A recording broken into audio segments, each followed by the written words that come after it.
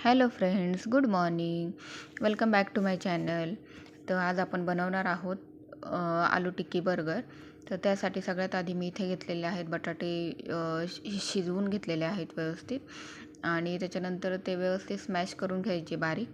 आणि स्मॅश करून घेतल्यानंतर त्यामध्ये लाल तिखट, हळद, थोडासा गरम मसाला, थोडे धने पावडर, थोडासा तुम्हाला जर कांदा वगैरे आवडत असेल तर एकदम बारीक कट केलेला कांदा टाकायचा आहे. आणि किंवा तुम्हाला मटर वगैरे आवडत असतील त्याच्यात तर ते पण तुम्ही टाकू शकताय. तर वाटाणे वगैरे माझ्याकडे नव्हते, तर त्याच्यामुळे मी फक्त हे घेतले, बटाटे घेतलेले होते. आणि बाकी थोडीशी कसुरी मेथी आणि थोडंसं कॉर्नफ्लॉवर त्याच्यात टाकलेलं आहे. आणि मीठ चवीपुरतं. आणि त्याच्यानंतर ते व्यवस्थित बारीक करून घेतल्यानंतर, मिक्स करून घेतल्यानंतर त्याच्या छोट्या छोट्या टिक्के बनवायचे आहेत आपल्याला, जसे मी बनवले आहे तसं. आणि ते टिक्के बनवल्यानंतर एका साईडला मी ब्रेड क्रम्स घेतलेले आहेत. आणि एका प्लेटमध्ये मी थोडंसं कॉर्नफ्लॉवर आणि त्याच्यात थोडंसं पाणी मिक्स केलेलं आहे आणि त्याची पेस्ट तयार केलेली आहे. आणि त्याच्यानंतर जे आपण काही आलू टिक्की तयार केलेली आहे ते सगळ्यात आधी तर त्या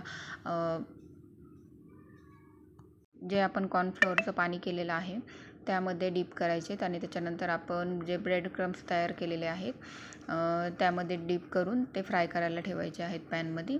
तर इथे मी तेल टाकून घेतलेलं आहे सगळ्यात आधी. त्याच्यामध्ये व्यवस्थित दोन्ही साईडला एक तर आधी फास्ट गॅसवर थोडा वेळ फ्राय करायचे आणि त्याच्यानंतर गॅस एकदम स्लो करून ते फ्राय करून घ्यायचे आहेत व्यवस्थित. आणि त्याचा एकदम गोल्डन क्रिस्पी कलर आला पाहिजे. आणि त्याच्यानंतर कलर व्यवस्थित त्याचा लाल असं येईपर्यंत त्याला व्यवस्थित भाजून घ्यायचे. आणि हे मी जे बर्गरचे जे पाव आहेत ते मी बाहेरूनच आणलेले. तर एका साईडला मी मेयोनीज लावून घेतलेलं आहे त्याला, आणि एका साईडला टोमॅटो सॉस लावलेला आहे. आणि त्याच्यावरतीच मी कांदा आणि टोमॅटो टाकलेला आहे. आणि तुमच्याकडे जर अजून काकडी वगैरे असेल तर तेही तुम्ही ॲड करू शकता. तर टोमॅटो आणि कांदा टाकल्यानंतर मी त्याच्यावरती जी आपण टिक्की बनवलेली आहे ती ठेवून द्यायची. आणि त्याच्यावरती परत एकदा मी कांदा आणि टोमॅटो टाकून घेतलेला आहे. आणि मी स्लाईज आणले होते, चीज स्लाईज, ते व्यवस्थित कट करून त्याच्यावरती ठेवून द्यायचे. आणि त्याच्यावरती आपण दुसरा जो बन घेतलेला आहे तो ठेवून द्यायचा आहे. आणि त्याला तर मी हे लावलेलं आहे मेयोनीज, आणि एका साईडला सॉस लावलेला आहे. आणि तो व्यवस्थित थोडासा फ्राय करून घ्यायचा आहे, शॅलो फ्राय. खूप जास्त वेळ त्याला फ्राय करायची गरज नाही पडत. मी एकदम थोडा वेळ त्याला फ्राय करून घेतलेला आहे. आणि तो फ्राय करून घेतल्यानंतर मस्त असा क्रिस्पी आणि घरच्या घरी रेडी होतो आणि खूप छान होतो. आणि टेस्ट पण खूप छान झाली होती. मी फर्स्ट टाईम बनवलं होतं, पण खरंच टेस्ट त्याची खूपच छान झाली होती.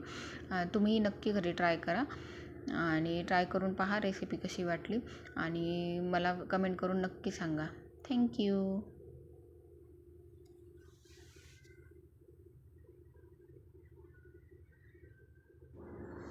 त्याच्यानंतर माझ्या दोन्ही मुलांना खूप आवडले होते बर्गर.